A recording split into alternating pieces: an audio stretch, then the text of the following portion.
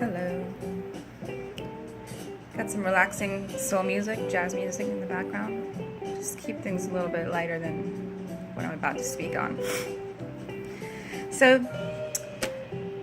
today I was thinking about what I can contribute to the world, to society. Because even though I live a life of luxury, I am a lady of leisure. And I love to do nothing. At least nothing that benefits anyone else. That can get pretty old because I think it's a natural human instinct to want to share things that you have inside of you. So I thought to myself, number one, what am I good at? Number two, what am I an expert at? We'll flip and reverse that. And I'm getting to the point. It's going to be a slow burn. I'm going to separate this talk into some different videos because I don't think my phone's going to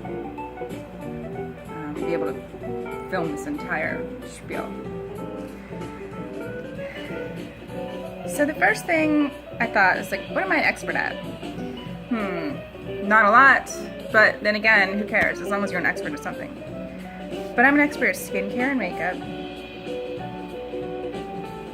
Cats. I'm kind of a cat whisperer. Drink a Pepsi or something. And depression. Why am I an expert at depression? A brief history. I'm going to make this really short. I have dealt with depression, severe depression, since I was about 19 years old. I'm 42 now. I still deal with it. It does not go away for me. Maybe it doesn't. Maybe it will for other people. It has.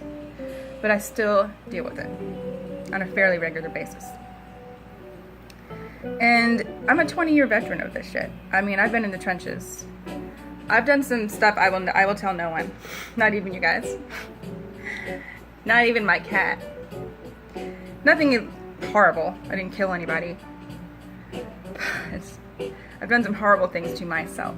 Okay, let's just put it that way.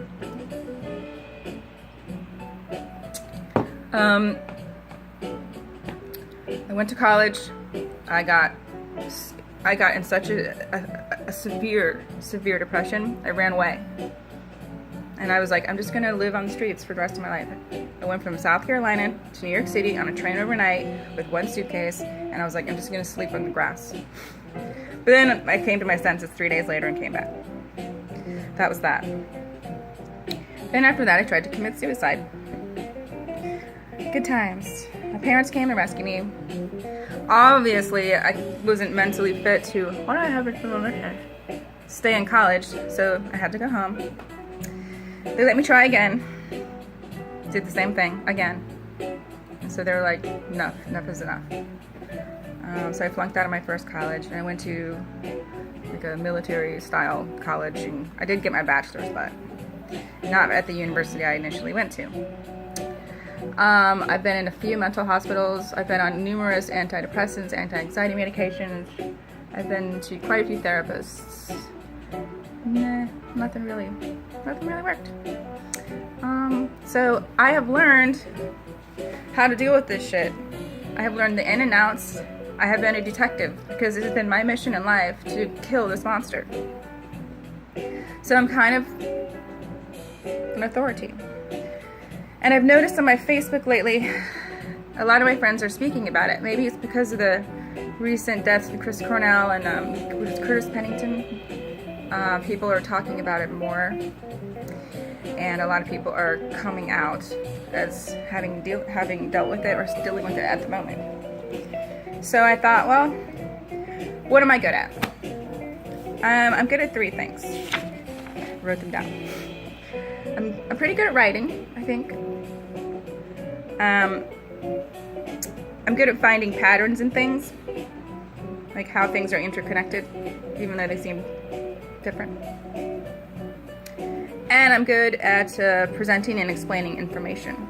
So I thought I would use my skills and my knowledge to maybe illuminate someone, or maybe make someone feel better, or maybe make myself feel better. Because after all, when you give of yourself, it's partly for you. Let's just put it that way. And I'll get to this ensemble later.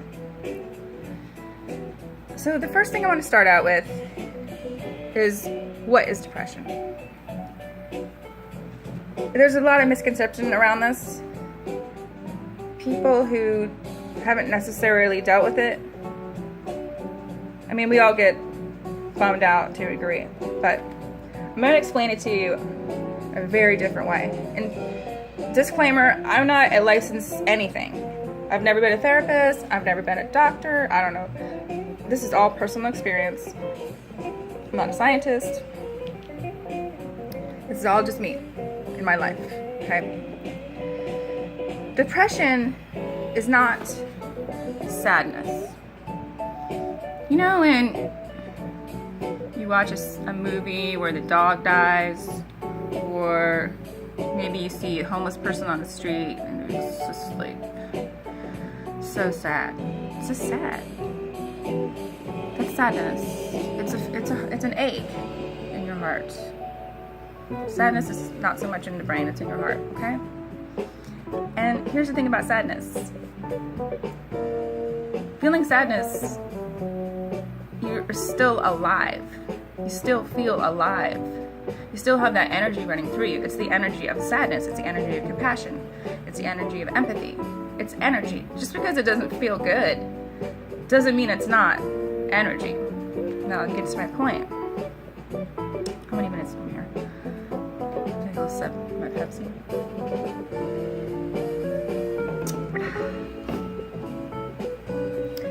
Depression is not sadness.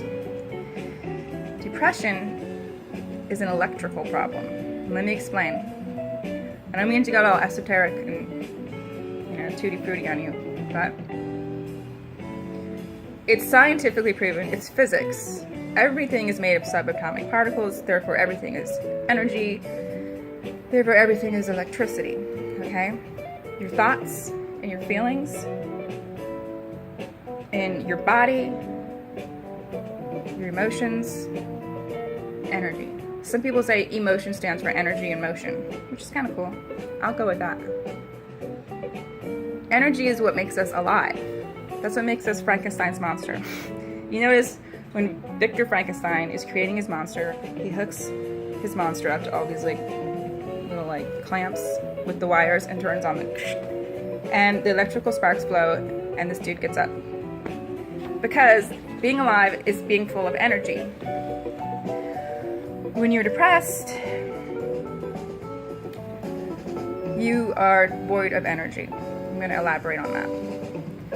There are 3 things that depression is: suppression, disconnection, and numbness. What do I mean by suppression? Sometimes when feelings become overwhelming, maybe somebody has a chemical imbalance, maybe somebody doesn't have the coping mechanisms to deal with feelings, maybe someone went through something incredibly traumatic and the feelings are overwhelming. What the brain may do to cope is shut down the feelings. Now, if you shut down the feelings, you can't just shut off the bad feelings. If you could do that, everybody would do that. When you shut down the bad feelings, you shut down the good feelings too. And what does that equate? Disconnection. Your energy is shut off. Somebody pulled the plug on you, switched the light off. You're basically, essentially, dead inside. The lights are out. And that is more of a numbness. What I mean by that is, have you been on a roller coaster or watched a scary movie? You get that adrenaline fix, right? You get worked up, you get scared. People like to be scared. Some people live for it. That's a fear and anxiety, but you're still alive. When you're depressed, you are dead inside. Your body's still moving around, you're still speaking, you can still see, but your insides are dark. What does that mean? Well, in my opinion, and a lot of this is my opinion, a lot of it might be controversial or whatever, but I don't really care because this is what I truly believe in my mind and heart and soul. What it equates to is a lack of the very thing that makes life what the amazingness that it can be, the wondrous experience that it should be, and that is desire. What is the point of life if you don't want anything? Wanting things should feel amazing, and striving after them should be fun, and acquiring them should be a celebration, and then you move on to the next thing. But you always just want to pursue something. It's just fun. Think about this. Okay, I want to win a beauty pageant. Oh, that sounds really fun. So for 3 months, I'm going to train. I'm going to go to the gym. I'm going to get my skin right. I'm going to have a gown made. I'm going to practice my walk, blah, blah, blah. And then I get there and I win. That was so fun. I really wanted to win. I really wanted the whole process. And I got what I wanted. Even if I didn't win, it was still fun. It was exciting. The whole thing was exciting. That's what makes life amazing. When you're depressed, you just don't want anything. You just can't summon desire. And that, my friends, is hell. That's the point of being here. To summon desire and go after it. And if you feel that you have limits that will not let you get there, or you're blocked somehow, or your life is, you can't ever realize what you want, it's a fucked up feeling. You're just not excited. So, I wrote a lot of, sorry, I'm not a professional speaker, but I want to hit all the points. Okay, I think I got that. Anyway, so to sum it up, depression is not a sadness problem. It doesn't mean you're crazy. There's something chemically, electrically, energetically off or turned off in your wiring. And it's painful to the soul. It's your life force has been essentially covered by the sun. Well, you're like the sun and the eclipse. It's an eclipse, a total eclipse of your heart. And I need you now, tonight, and I need you. Okay, sorry, I love that song. So I hope that explained it a little bit more, because I'm going to get to why that's important to understand. I'm going to stop this in about 2.5 minutes. You know what? I want to stop here because I don't want to cut you off at a segment at a certain stopping point. So this is part one. I think this might go into about 4 parts. And the goal of this entire series is not for me to sit on a pulpit and tell you what this is and what to do. It's for me to be like, I get it, I understand it, and I've learned a lot about how to deal with it, what it is, and how to process it if you deal with it. I feel like I have some knowledge to share, and maybe it could help somebody feel a little relief. So, alright, part 2 coming up. Bye.